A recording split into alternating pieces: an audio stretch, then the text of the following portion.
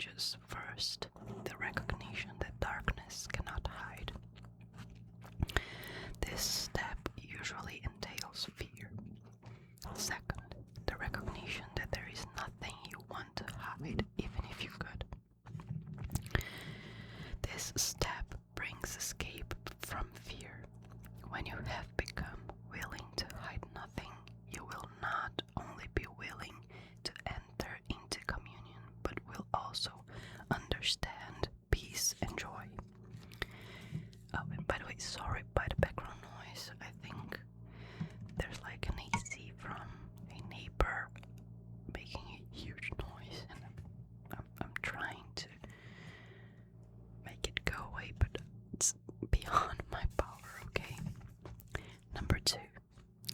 Holiness can never be really hidden in darkness, but you can deceive yourself about it. This deception makes you fearful because you realize in your heart it is a deception, and you exert enormous efforts to establish its reality. The miracle sets reality where it belongs.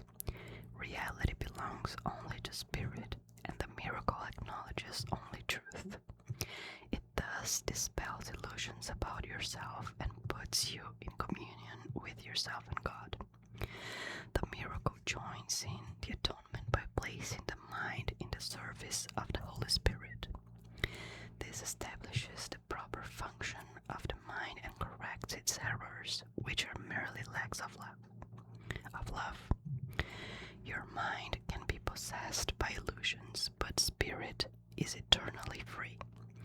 If a mind perceives without love, it perceives an empty shell and is unaware of the spirit within. But atonement restores the spirit to its proper place. The mind that serves the spirit is invulnerable. Number 3. Darkness is lack of light, as sin is lack of love. It has no unique properties of its own. It is an example of the scarcity belief from which only error can proceed. Truth is always abundant. Those who perceive and acknowledge that they have everything have no needs of any kind. The purpose of the atonement is to restore everything to you, or rather, to restore it to your awareness. You were given everything when you were created, just as everyone was. Number 4. The emptiness engendered by fear must be replaced by forgiveness. That is what the Bible means by there is no death, and why I could demonstrate that death does not exist.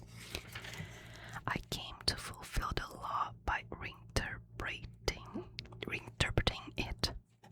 The law itself is properly understood, offers only perception.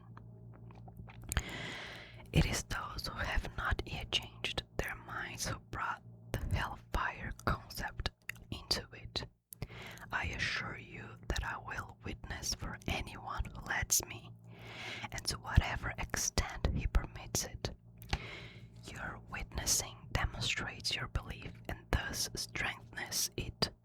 Those who witness for me are expressing through their miracles that they have abandoned the belief of deprivation in favor of the abundance they have learned belongs to them. Section 5. Wholeness and Spirit. Number 1. Miracle. The miracle is much like the body in that both are learning aids for facilitating a state in which they become unnecessary. When the spirit's original state of direct communication is reached, neither the body nor the miracle serves any purpose. While you believe you are in a body, however, you can choose between loveless and miraculous channels of expression. You can make an empty shell, but you cannot express nothing at all. You can wait, delay, paralyze yourself, or reduce your creativity almost to nothing, but you cannot abolish it. your medium of communication, but not your potential. You did not create yourself. I'm sorry, I think that was too rude in a way that I was saying. It's not to be that. It's just you did not create yourself, okay? Number 2. The basic decision of the miracle-minded is not to wait on time any longer than is necessary. Time can waste as well as be wasted. The miracle worker therefore accepts the time control factor gladly. He recognizes that every collapse of time brings everyone closer to the ultimate release from time, in which the Son and the Father are one. Equality does not imply equality now. When everyone recognizes that he has everything, individual contributions to the sonship will no longer be necessary. When the atonement has been completed, all talents will be shared by all the sons of God. God is no partial. All his children have his total love, and all his gifts are freely given to everyone alike. Except ye becomes as little children, means that unless you fully recognize your complete dependence on God, you cannot know the real power of the Son in his true relationship with the Father. The specialness of God's sons does not ship with the Father. The specialness of the God's Son does not stem from exclusion, but from inclusion. All my brothers are special. If they believe they are deprived of anything, their perception becomes distorted. When this occurs, the whole family of God, or the sonship, is impaired in its relationships. Okay, I thought I had stopped recording, but I did not, thank God. Number 4. Ultimately, every member of the family of God must return. The miracle calls him to return because it blesses and honors him, even though he may be absent in spirit. God is not mocked, is not a warning, but a reassurance. God will be mocked if any of his creations lacked holiness. The creation is whole, and the mark of wholeness is holiness. The mark of wholeness is holiness. Miracles are affirmations of sonship, which is a state of completion and abundance. Number 5. However, this true is eternal and cannot change or be changed. I'm going to start again. Number 5. Whatever is true is eternal and cannot change or be changed. Spirit is therefore unalterable because it is already perfect, but the mind can elect what it chooses to serve. The only limit put on its choice is that it cannot serve two masters. If it elects to do so, the mind can become the medium by which spirit creates along the line of its own creation. If it does not freely elect to do so, it retains its creative potential but places itself under tyrannous rather than authoritative control. As a result of imprisons, because such are the dictates of tyrants. To change your mind means to place it at the disposal of true authority. Number 6. The miracle is a sign that the mind has chosen to be led by me in Christ's service. The abundance of Christ is the natural result of choosing to follow him. All shallow roots must be uprooted, because they are not deep enough to sustain you. The illusion that shallow roots can be deepened and thus made to hold is one of the distortions on which the reverse of the golden rule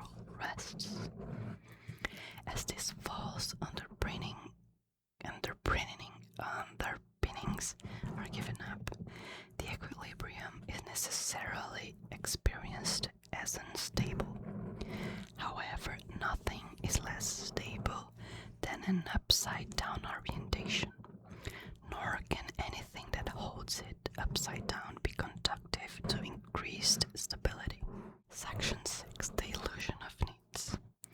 You who want peace can find it only by complete forgiveness. Not learning is acquired by anyone unless he wants to learn it and believes in some way that he needs it. While lack does not exist in the creation of God, it is very apparent in what you have made. It is in fact the essential difference between them. Lack implies that you would be better off in a state somehow different from the one you are in. Until this separation, which is the meaning of the fall, nothing was lacking. There were no needs at all. Needs arise only when you deprive yourself. You act according to the particular order of needs you establish. This, in turn, depends on your perception of what you are. Number 2. A sense of separation from God is the only lack you really need correct. This sense of separation would never have arisen if you had not distorted your perception of truth and had thus perceived yourself as lacking. The idea of order of needs arose because, having made this fundamental error, you had already fragmented yourself into levels with different needs. As you integrate, you become one, and your needs become one accordingly. Unified needs lead to unified action because this produces a lack of conflict. Number 3. The idea of orders of need, which follows from the original error that one can be separated from God, requires correction at its own level before the error of perceiving levels at all can be corrected. You cannot behave effectively while you function on different levels. However, while you do, correction must be introduced vertically from the bottom up. This is because you think you live in space where concepts such as up and down are meaningful. Ultimately, space is a meaningless time. Both are merely beliefs. Number 4. The real purpose of this world is to correct your unbelief. You can never control the effects of fear yourself because you made fear and you believe in what you made. In attitude, then, though not in content, you resemble your Creator, who has perfect faith in his creations because he created them. Belief produces the acceptance of existence. That is why you can believe that no one else thinks is true. It is true for you because it was made by you. Number 5. All aspects of fear are untrue because they do not exist at a creative level and therefore do not exist at all. To whatever extent you are willing to submit your beliefs to this test, to that extent are your perceptions corrected. In sorting out the false from the true, the miracle proceeds along these lines. Perfect love casts out fear. If fear exists, then there is not perfect love. But only perfect love exists. If there is fear, it produces a state that does not exist. Believe this and you will be free. Only God can establish this illusion, and this faith is his gift. I'm going to repeat it. Perfect love casts out fear. If fear exists, then there is not perfect love. But only perfect love exists. If there is fear, it produces a state that does not exist.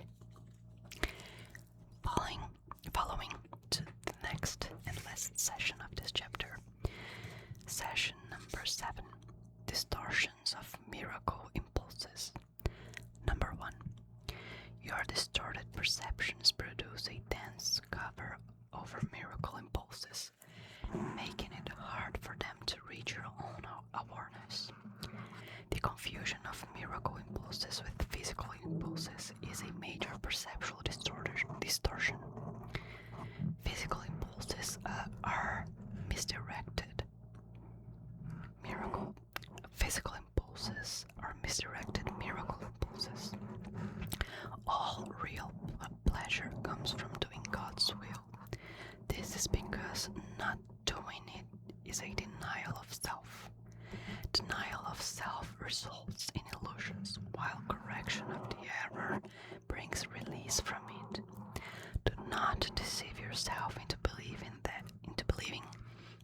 you can relate in peace to God or to your own brothers with anything external. Number 2. Child of God, you were created to create the good, the beautiful, and the holy. Do not forget this. The love of God for a little while must still be expressed through one body to another, because vision is still so dim. You can use your body best to help you enlarge your perception so you can achieve real vision, of which the physical eye is incapable. Learning to do this is the body's only true usefulness. Number 3. Fantasy is a distorted form of vision. Fantasies of any kind are distortions because they always involve twisting perception into unreality. Actions that stem from distortions are literally the actions of those who know not what they do. Fantasy is an attempt to control reality according to false needs. Twist reality in any way and you are perceiving destructively. Fantasies are a means of making false associations and attempting to obtain pleasure from them. But although you can perceive false associations, you can never make them real except to yourself. You believe in what you make. If you offer miracles, you will be equally strong in your belief in them. The strength of your conviction will then sustain the belief of the miracle receiver. Fantasies become totally unnecessary as the wholly satisfying nature of reality becomes apparent to both giver and receiver. Reality is lost through usurpation, which produces tyranny. As long as a single slave remains to walk the earth, your release is not complete. Complete restoration of the sonship is the only goal of the miracle-minded.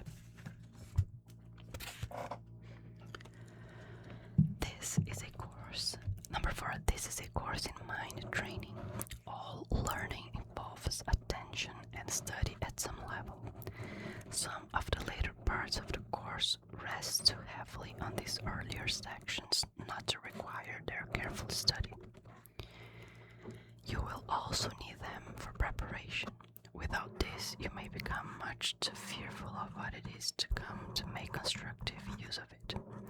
However, as you study these earlier sections, you will begin to see some of the implications that will be amplified later on. Number 5. A solid foundation is necessary because of the confusion between fear and AWE, to which I have already referred and which is often made. I have said that awe is inappropriate in connection with the sons of God, because you should not experience awe in the presence of your equals. However, it was also emphasized that awe is proper in the presence of your Creator. I have been careful to clarify my role in the atonement without either